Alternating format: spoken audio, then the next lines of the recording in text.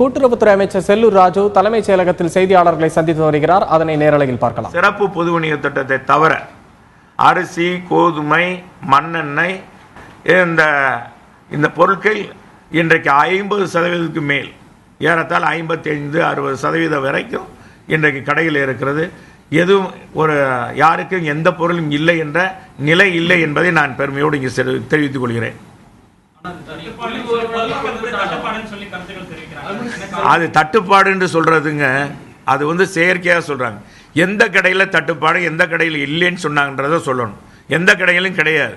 இது என்னன்னா, இப்போ அம்மாவுடைய அரசுக்கு இன்றைக்கு எதிர்கட்சிகள், குறிப்பாக சொன்னா திமுக, ஏதாவது ஒரு செய்தியை பரப்பி இந்த அம்மாவுடைய அரசுக்கு மக்கள் மத்தியில் ஏதாவது ஒரு மோசமான ஒரு நிலையை உருவாக்கணும்னு நினைக்கிறாங்க.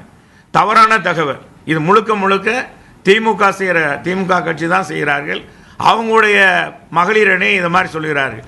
எந்த கடையிலும் இன்றைக்கு ரேஷன் பொருட்கள் இல்லை என்று சொல்வது கிடையாது. நீங்களே போய் கலை ஆய்வு பண்ணலாம்.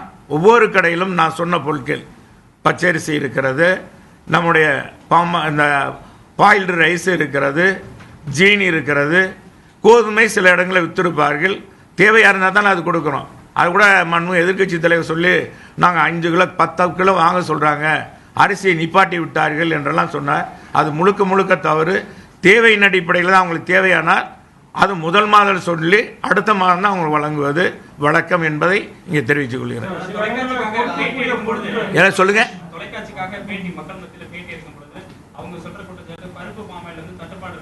பருப்பு பாமாயில் போன மாதம், அதை தான் நான் சொன்னேன்ல, போன டெண்டரில் அதனால கொஞ்சம் டிலே ஆயிடுச்சு. இப்போ அதிவிரைவில் அது கிடைப்பதற்கு எங்களுடைய துறையினுடைய செயலாளர், பதிவாளர் உரிய முறையில் முதலமைச்சர் அவர்கள் நடவடிக்கை எடுக்க சொல்லி உரிய முறையில் விரைவில் மக்களுக்கு கொடுக்கப்படும். ஒருத்தர் சொல்லுங்க, எங்கேயாச்சும் குறைந்ததுன்னா அவங்க மீது நடவடிக்கை எடுக்கப்படும். எங்கேயும் குறைவாக கிடையாது. இரண்டாவது, எலக்ட்ரானிக் திராஸ் அம்மாவுடைய அரசு அமைந்த பிறகு இது எலக்ட்ரானிக் திராஸ் வைத்து தான் மக்களுக்கு விநியோகம் செய்யப்படும். அது குறைவின்ற வார்த்தைக்கு இடமில்லை, குறைவாக கொடுப்பதில்லை. எனவே அப்படி குறைவாக கொடுக்க எந்த கடையாவது சுட்டிக்காட்டும் பட்சத்தில் அந்த விற்பனையாளர் மீது உறுதியாக நடவடிக்கை எடுக்கப்படும் என்பதை தெரிவித்துக் கொள்கிறோம். இதுக்காக தான் நம்முடைய கள அலுவலர்கள், பிடிஎஸ் உடைய கள அலுவலர்கள் சென்று பார்க்கிறார்கள். இதில் 6 துறை ஆய்வு செய்யப்படுகிறது.